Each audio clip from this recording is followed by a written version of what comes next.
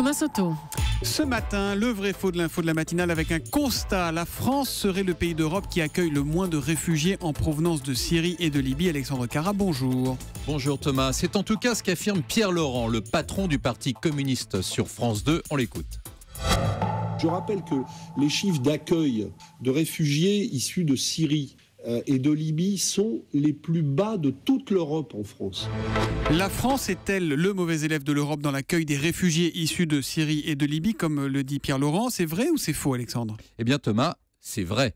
Prenons le cas de la Syrie. Les chiffres du Haut Commissariat des Nations Unies pour les réfugiés montrent qu'en 2013, la France a accordé le statut de réfugié à 1474 Syriens et l'asile à 343 autres.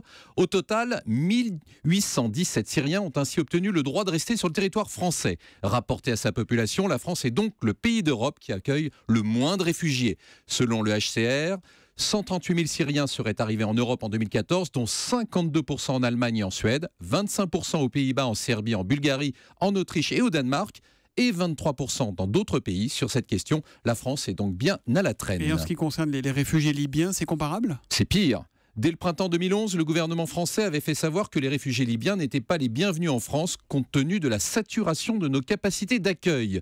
En 2013, la France a finalement accordé le statut de réfugié à 42 Libyens, l'asile à 69 autres. Au total, seules 111 personnes en provenance de Libye ont été accueillies en France. Si on s'en tient aux chiffres, Alexandre, il semblerait donc que la France rechigne à accueillir les réfugiés, qu'ils soient syriens ou libyens. Alors Thomas, en fait, c'est un peu plus compliqué que ça. Si l'on en croit le rapport de la Cour des comptes sur l'hébergement des demandeurs d'asile, c'est surtout que les populations de demandeurs d'asile arrivant en France ne reflètent pas la carte des conflits les plus aigus. Par exemple, en 2013, plus de 5000 Albanais et plus de 3000 Kosovars ont demandé l'asile à la France contre seulement 1291 Syriens. Quant aux demandes libyennes, elles sont si peu nombreuses qu'elles n'apparaissent même pas dans le classement. Alexandre, ça veut dire quoi? Que le système d'accueil des réfugiés chez nous ne fonctionne pas bien, c'est ça? Ou plutôt qu'il fonctionne mal. Un rapport parlementaire de 2014 sur l'évaluation de la politique d'accueil des demandeurs d'asile regrette que la France n'ait pu accueillir en plus grand nombre les victimes du conflit syrien, tandis que nos structures d'accueil hébergent une majorité de personnes qui ne devraient pas y séjourner. Je crois que c'est clair, Thomas. Là aussi, il y a encore du boulot. Le vrai faux de l'info de la matinale, porté cette semaine par Alexandre Cara, c'est tous les jours à 7h40 sur Europe 1. À demain, Alexandre. À demain.